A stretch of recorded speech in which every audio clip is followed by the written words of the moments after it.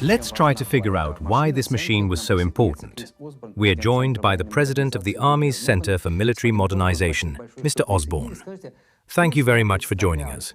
Could you tell us what this machine is and what value it brings to combat operations in Iran? Hello, thanks for having me. Yeah, the E-3 Sentry, the AWACS, command and control aircraft, is very valuable to the U.S. military. It's critical, in fact. What it is an aerial sensor, a surveillance aircraft, a fixed-wing surveillance aircraft. It's large, a Boeing airplane, a 707. It has that circular radar on top, and that's extremely significant because what that offers is 360 threat purview. It has small things packaged inside called transmit-receive modules, which send out and then analyze return signals to get a rendering of a threat object in a given area. What's increasingly significant about these kinds of surveillance aircraft is they're very much command and control nodes in the sky. The networking technologies have evolved in paradigm-changing ways for the U.S. military, whether it's GPS, RF, certain kinds of wireless signals. There's increased multi-domain connectivity. So an aircraft like this will be able to transmit data, intelligence data in real time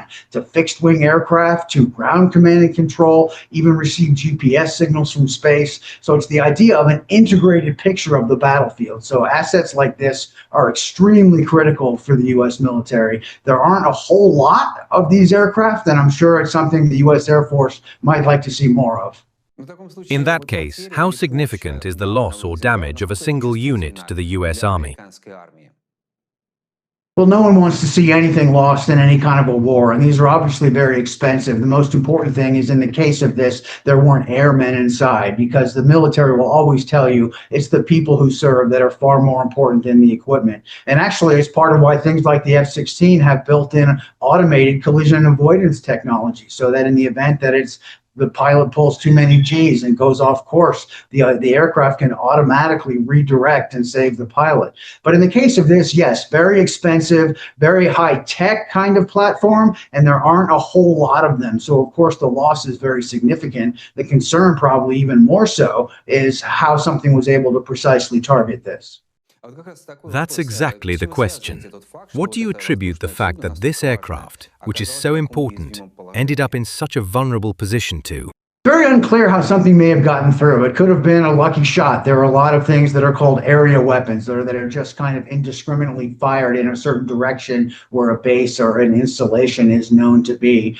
Forward operating base protections are very well evolved now for the U.S. military, whether it's a Patriot battery or something closer in or smaller like CRAM, counter rocket artillery mortar technology. There's also things like area protection, so that there is built-in surveillance surrounding an installation. The thing that is concerning is the Iranians do have some high-tech technologies. They have INS-guided ballistic missiles, which is inertial navigation systems. They also have some GPS guidance. So oftentimes when there's a salvo, and this may or may not have been a salvo, but when there's more than one missile, they can overwhelm defenses. Even layered defenses can be challenged to see them all at one time, which is why there's a growing push for countermeasures like EW. But the answer is, I don't really know how something got through and how that was targeted, and I'm sure it's something the Pentagon is paying a lot of attention to. Are there any alternative designs that could, to some extent, replace this machine and the one that is being decommissioned, at least on the battlefield? That's a very important question, and redundancy is a big part, right? Resiliency, so that a force can continue operations in the event that one node or one asset is lost or damaged. It's very much part of the integrated web that the joint services are looking at. And this is very joint in a way, because while an Air Force platform, the U.S. Navy has something called the E-2D Hawkeye, which is also a circular radome on top of the aircraft, which is a surveillance plane.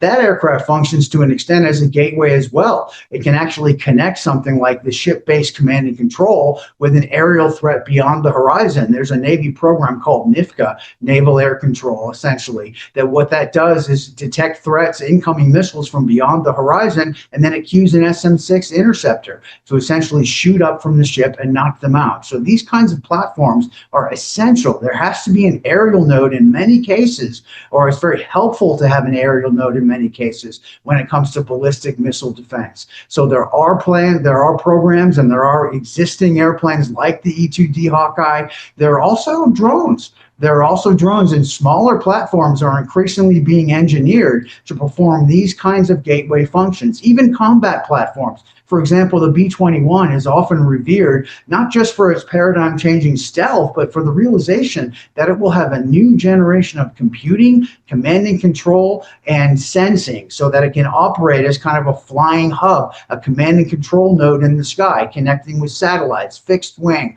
ground mobile units, as well as command and control operations. So the idea of platforms not just being attack or weapons platforms, but also integrated sensors is fundamental to the Pentagon's concept of where they're evolving the network for future warfare. And planes like this are fundamental to that vision.